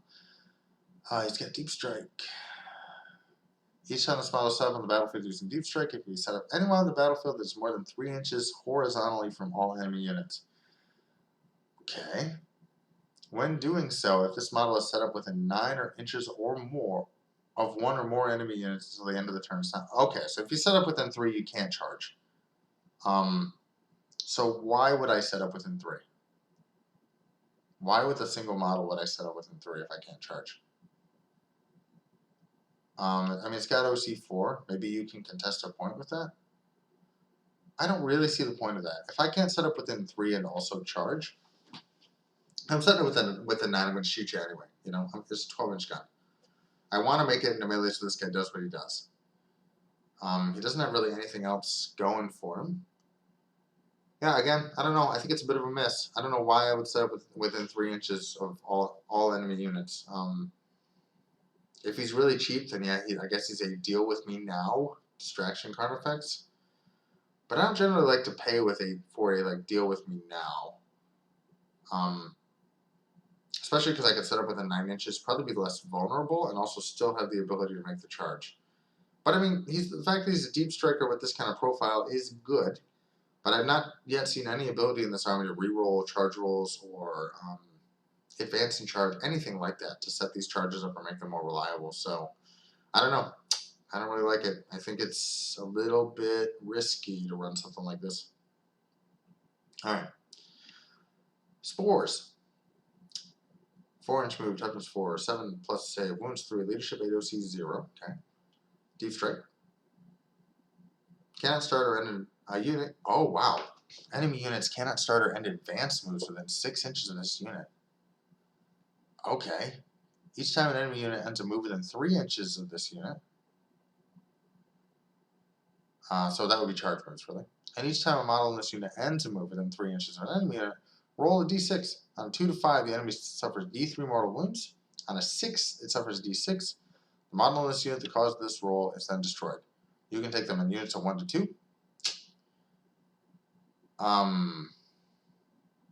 Wow, these are amazing. Okay, these are amazing. Why are these amazing, right? I mean, obviously they run into you, they deal damage. Mortal wounds are great. They can do it to infantry and vehicles, any infantry or vehicles, regardless. That's nice, right? 2d3 mortal wounds or possibly 2d6. Not super likely, it's a 6. But 2d3 mortal wounds on demand is great. Their movement is crap, you know? But they can advance, and they can deep strike within 9. And they can rapid ingress in out of the board to kind of deny. And the reason this is good, well, once they're on the board, and so when they rapid ingress in, your opponent's already moved. So moot point there. When they're on the board, you just get to put them in front of your army. You just get to put them there. And even in the start of the game, you can plop them down right in front, like 3 to 6 inches in front of the middle objective, which is why they have an objective control of 0. Because if they had an objective control and your opponent could not actually move on top of them or near them to even like contest the objective, then that would be too strong. But I play Drukhari. One of the things you can do with really fast units is you can gum up your opponent's line so they can't actually move where they want to go on their movement phase. This is more limited, it's movement 4, but it's got deep strike. So you can do that. You can put them down probably like 6 to 8 inches outside of your opponent's deployment zone. And just basically say like, yeah, you know, before you get to the center of the table to contest it, you're going to have to go through me. And even if you shoot me off the table, you can't start or end an advance move within 6 inches. You can't move within 1. You can't really even move within 3 or else I'm going to blow up and damage you. And even so, that ends your movement. You know, so now I'm screened out. Now for like a turn, I'm delayed effectively by the fact that I have to deal with all these mines. The units are 1 to 2, but still, I don't know how much they cost, but you know, Tyranids are probably going to start the game with like 6 of these, right up like halfway between your deployment zone and the center of the board, and they're going to stop you from doing stuff, and that's really going to suck. You know, even if you shoot them, it's going to suck. Because now I'm stuck on my deployment zone for a turn. Alright, Spore Mines, what are these? Enemy units, same sort of thing. Movement edge 4, deep strike. Enemy units can't start or end an advance within 6. Each time an enemy unit ends a move within 3. So same sort of thing. It's 1 mortal wound and D3 mortal wounds on a 6. Okay. It's 3 to 6 Spore Mines. These are better than these because they're a wider unit. They can block more of the board. They're a big screening unit. Wow. Okay, points cost obviously is going to matter, but it's hard to say. It's hard to see a world where these guys aren't just like in there every game. And before you get to Tyranids, you got to walk through Spore Mines. Even if it doesn't kill anything and it just soaks around to shooting and stops some movement, that's worth it. That's worth it enough. Importantly, in match play, you can't deep strike until turn 2. So that's going to be a big deal. It's not like these are going to start the game right up. I'm going off the core rulebook, and the core rulebook you can deep strike on turn 1, but in match play these guys are going to be less good because they can't start the game in that position. But still, even so, even if I'm deep striking turn 2, the ability to like zone you out and deny you the ability to do what you want to do in your movement phase, always good. Screening units to screen out key close combat threats, always strong. So this is the premier screening unit for this army. It's an excellent unit. All right, moving on. Exocrine. I hope we're getting to the end because my voice is starting to give out. Movement 8, toughness 10, wounds 14, save 3. Bioplasma cannon, blast heavy.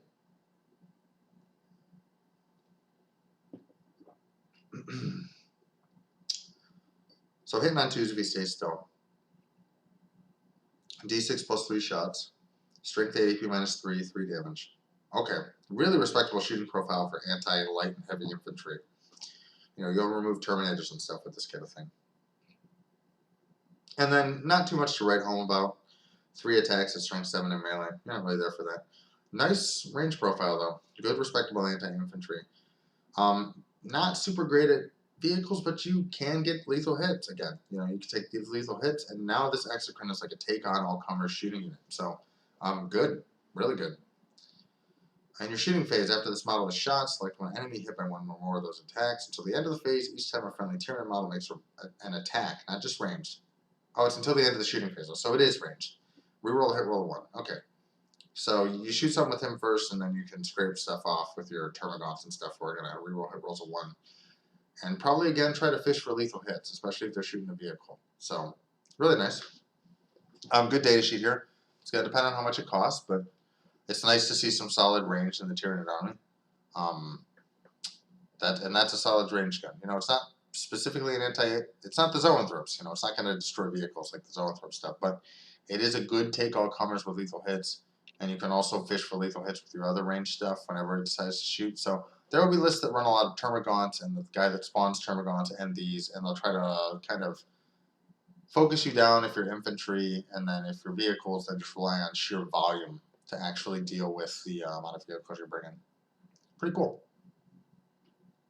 Alright, Pyrovores. These are the artillery piece.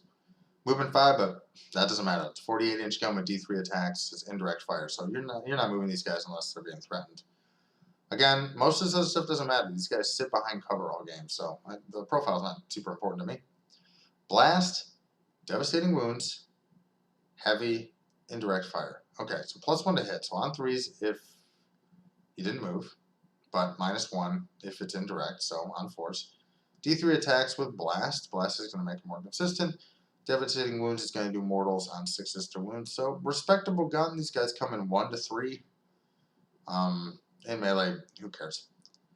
And then your shooting phase, each time this unit is selected to shoot, it can use this Seed Spore Mines ability instead of actually shooting its ranged weapons. If it does, you can add a new Spore Mines unit to your army and set it up anywhere within 48 inches of this unit, but more than 9 inches horizontally away from all enemy units. That Spore Mines unit contains 1 model for each model in this unit. So you can shoot with 3 of these guys indirect anywhere on the table, drop 3 Spore Mines. That's incredible. We just talked about how great Spore Mines are. You got the ability for these guys to like targeted deep strike them down, get you more of them. Super good. You might see 2, maybe just 1. You might only need just 1 of these units. But you can see 2 of them. That's excellent. So you can do some damage with these. It's great. Setting up Spore Mines, I think, is where it's at. Really nice. Alright, Carnifexes. We have Movement 8, Toughness 9, 2+ save, Wounds 8. Toughness 9 is good. That's good, so not too bad there. OC3, so they can contest points. They can be taken in units of 1 to 2, which is interesting. Any number of models can have their extra scything talons replaced by one of the following. So ranged weapons. They can have their scything talons replaced by ranged weapons or crushing claws. They can each be equipped with bioplasma or spine banks. How many extra scything talons do they have? Model is equipped with scything talons, extra scything talons. So you can do 2 ranged weapons per Carnifex. And what are the range like? They're not equipped with like, where's the bio? Oh, any number of models can be equipped with bioplasma or spine banks. So bioplasma is a gun. Spine banks are a gun. They're assault guns. Okay. Good profile. Good at anti-light infantry profile. This is not as good. But the fact that you have assault does mean that you can actually advance with these guys and do actions, which is nice. With an 8-inch move, that's going to be really nice. Death Spitters with Slimer Maggot, 6 attacks, strength 7 minus 2, 1 damage. 12 attacks, 6, so lots of anti-infantry here. D3 with Blast. This is the anti-heavy infantry profile, so a lot of flexibility here in the shooting profile at dealing with light or heavy infantry. Really nice AP values on this kind of stuff, so you can even you know, through possibly not super weight of attacks with these, but like this, you know, you can do some lethal hits against vehicles and stuff. You got the Scything Talons. You always have these, but they're not extra attacks, so you're not ever swinging with them unless you have ranged weapons. This is a very respectable melee profile. And even if you take away this extra Scything Talons and replace it with one of these ranged weapons, you're not losing. You're losing 2 attacks in melee, so you're not giving up your melee profile. I don't really see a world where you replace the Scything Talons with... Oh no, actually these happen to be some of their best ranged weapons, so maybe you take the Slimer Maggots. But the fact that you can take the other guns here and make kind of a shooting and melee powerhouse Carnifex, they come in units of 1 or 2. They can be led by Old One-Eye, who I think gives rerolls to hit, I think, if I remember right. Yeah, rerolls to hit. Super good, super good. I haven't seen Carnifexes in a while, so that's really exciting. It'll depend on points cost. What do we have here? Each time an enemy is selected to shoot after the unit is shot, if any models in the unit lost 1 or more wounds, this unit can make a blistering assault move. To do so, move 1d6, adding 2 to the result. Each model in this unit can be moved a distance in inches up to the result, but this unit must finish that move as close as possible to the closest enemy unit, and it can't be moved within engagement range. It can only do this once per phase. Okay, so what does that mean? Well, I got movement 8. I got good medium range guns. I'm going to shoot you, and then I'm going to move d6 plus 2 inches towards you to set up an assault, or to set up an assault against whatever I happen to be closest to. It's, you know, you have to aim closer to the closest. That means these guys have a very reliable delivery mechanism. This is actually one of the only delivery mechanisms for monsters I've seen in the book. You might take these Carnifexes just because they're a really nice, reliable close combat threat with nice movement and the ability to set up their charges really well. It'll depend on points cost, but there's a lot of really cool bugs in this book, collection of data sheets to choose from. These are great. Alright, Screamer Killer we went over. Just the highlight reel. This is an incredible profile. The ability to force Battle Shock in the shooting phase. Only shooting phase. In your shooting phase, so if you overwatch, you still don't force Battle Shock. But in your shooting phase, the ability to force Battle Shock, subtracting 1, really cool. I think that's going to see play. The only issue with this guy is he cannot be protected in any way, and he doesn't have an invulnerable save, and though he has a save at 2 up, and in addition where there's not a lot of AP, certain armies are just going to shoot this guy off the table once they see him. So you got to be careful with the approach on this guy, just when they have a way to set up his charges. So, but the ability to target a Battle Shock is really good, so it's a great model, I think. Alright, Hive Guard. Let's see, Impaler Cannon, Heavy and Direct, 4 attacks on 4s, Strength 5, AP 1, 1 damage. Okay. The Heavy just kind of counteracts the Indirect. Decent light infantry killer, but it's okay.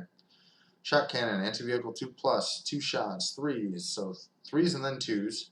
3 damage, Strength 7, AP -1. That's a good gun. 24-inch range might be a little prohibitive, but probably not. Melee, we don't care. This guy's not a melee unit. Each time you target a unit with the Fire Overwatch stratagem, you resolve it on hits of 5 or hit rolls of 4 if they're within if this unit is within engagement. Oh my god, I'm just gonna read the whole thing again. Alright, each time you target this unit with the Fire Overwatch stratagem while resolving that stratagem, hits are scored on unmodified hit rolls of 5+ or unmodified hit rolls of 4+ if this unit is within range of an objective marker. So that's really good. It's going to be points cost on these guys. Tyrants have a lot of abilities to, like, they don't have a dedicated Overwatch unit, but this is not the profile for that. I mean, I think it's okay. It's 36-inch range, actually. No, never mind, I take it back. You can do this within 24 inches and hit on 4s, just like you were. Heavy, I need to see if that improves your ballistic skill. I don't think that gives you +1 for Overwatch. Decent anti-infantry profile here. Yeah, I could see them like killing infantry units with Overwatch, sitting in the center of the board. I think it's an okay unit. I'm not in love with it, but I think like maybe there's some avenues where this sees play. Any number can get the Impaler Cannon. Okay. Alright, Tyrannifex. Movement 9, toughness 12, strength I'm losing it. Movement 9, toughness 12, save 2 up, wound 16, leadership 8, OC 5. Okay, 5 instead of 4. It's interesting.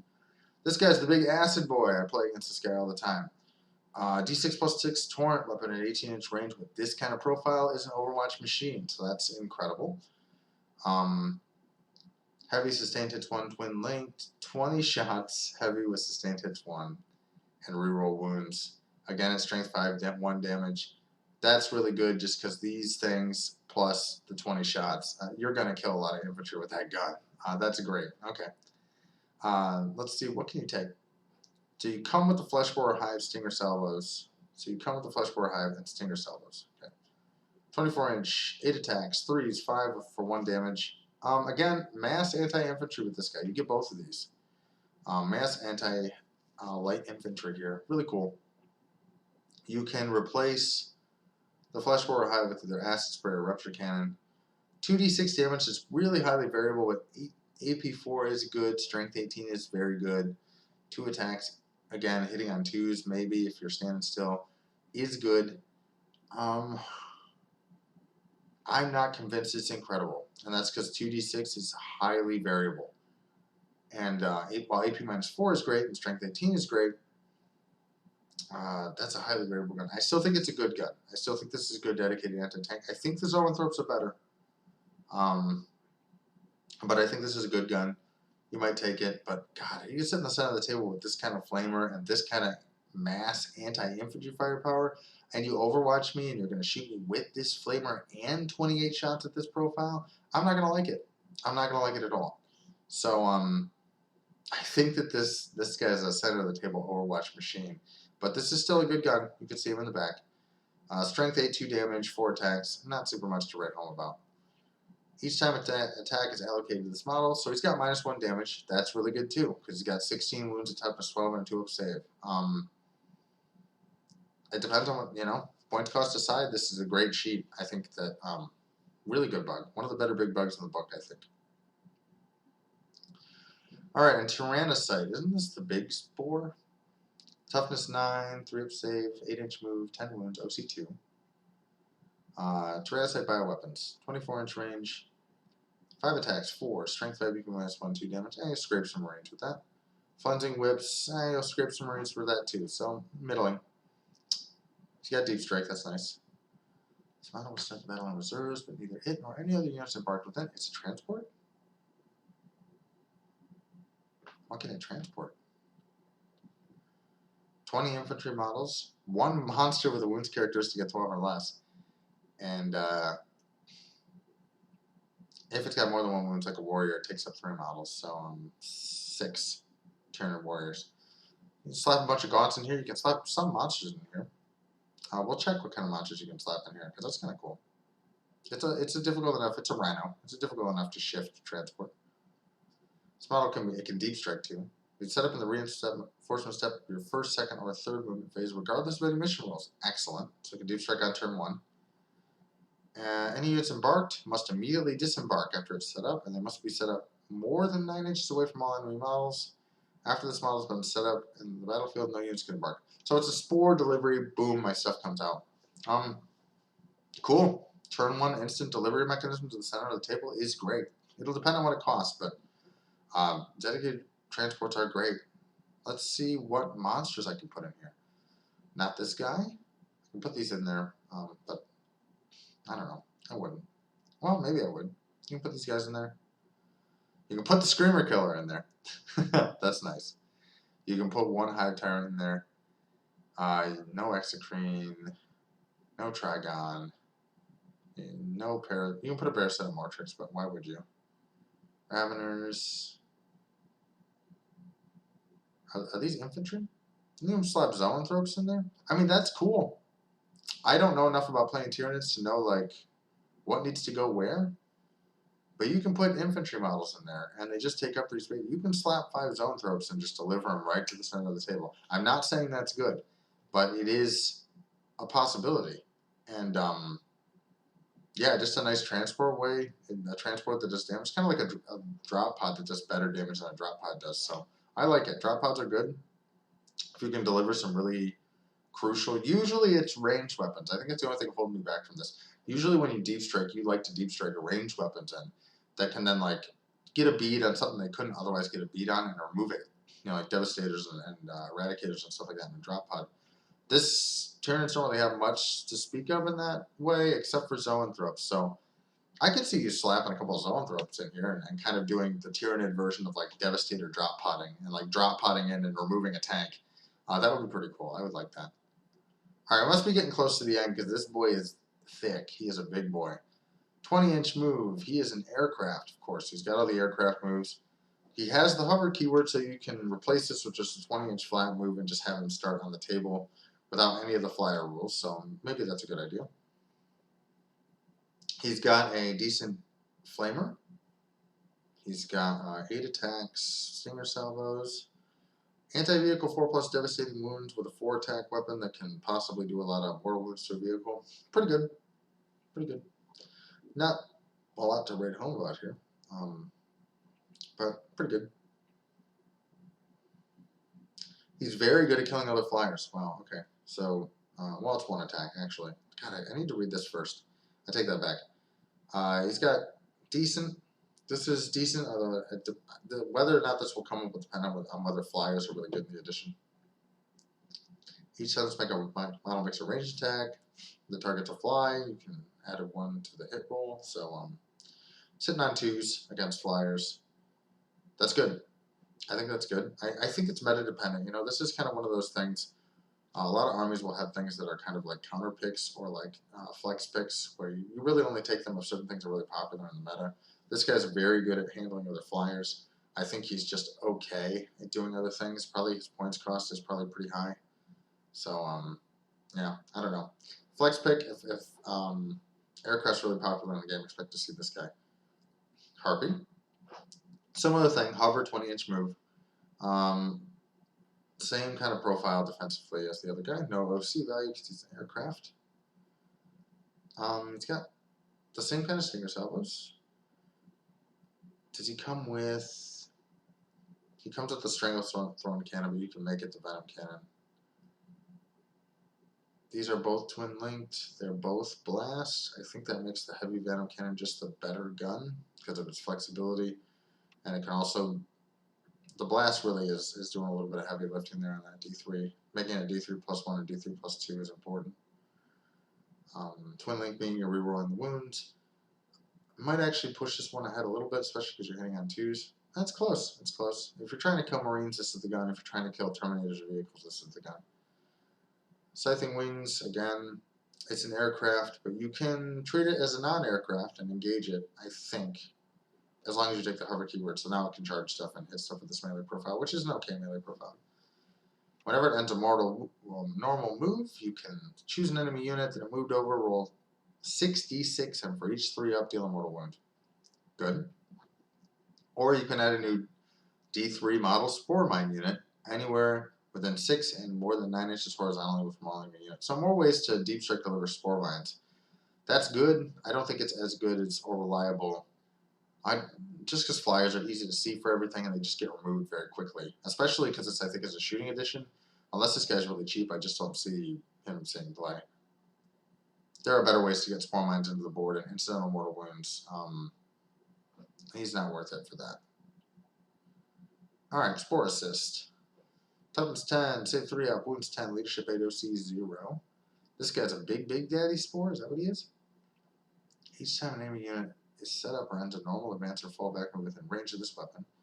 If the enemy unit is an eligible target, he can shoot this weapon as if it were your shooting phase. It can do so up to 4 times per phase. Wow. Okay.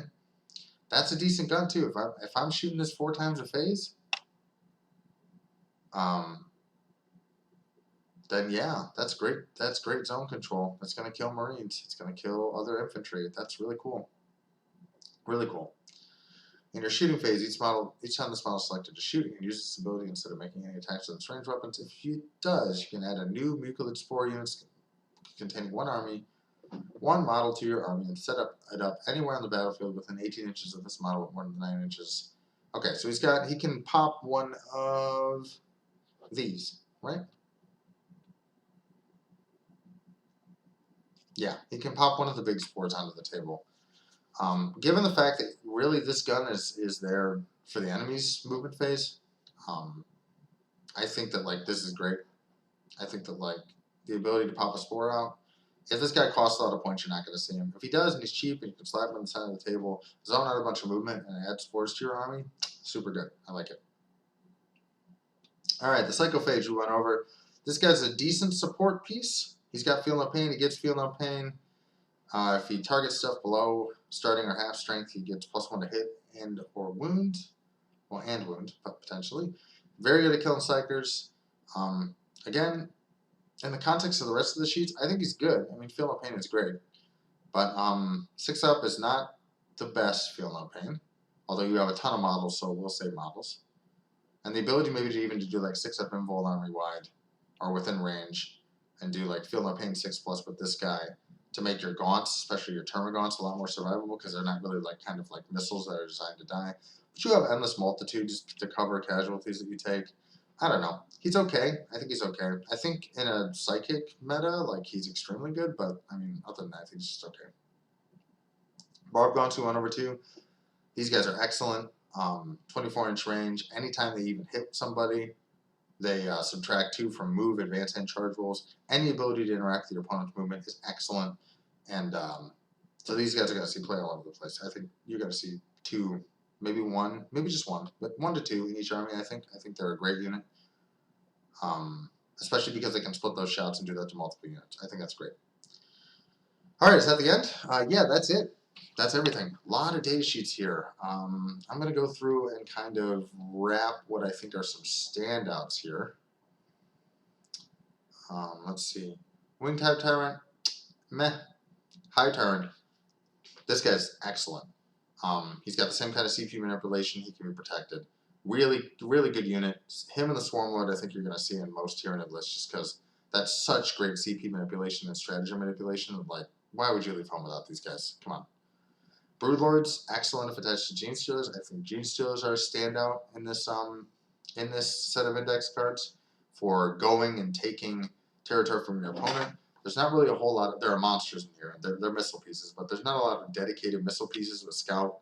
The Broodlord really takes these guys, those Genestealers up to 11. I think it's really great. I think that these guys are excellent. I'm not super impressed on that guy. Tervigon, okay. Old One Eye seems good. Carnifexes I think we'll see play, and the ability to like reroll hits on those at all times, and have a character that heals himself and has this kind of profile. You might see Old One Eye start popping up. I like that data sheet a lot. I'm not super sold on Tyranid Warriors. These are very points cost dependent. Termagants and Hormagaunts are great, although I think, given the fact that Gargoyles also have Endless Multitude, if they're priced close to Termagants, why would you take Termagants? This is an excellent scoring, utility, screening, get around the table and get stuff done. Assault weapon means I can even do actions after advancing. Incredible unit, Gargoyles. So probably the standout troop in the book. Toxicrene's just okay. Tyrant Guard are almost mandatory for every leader you have. Neurotyrant's also a must-take because of your faction ability, Shadow and the Warp. Lictors. I actually like Lictors a bit. Deathleaper I think is insane. Maleceptors I think are an excellent data sheet. Pyrovores. This guy I think is also excellent. The Haruspex. Bondsman and Leapers I think are standouts. Neurogaunt, nah.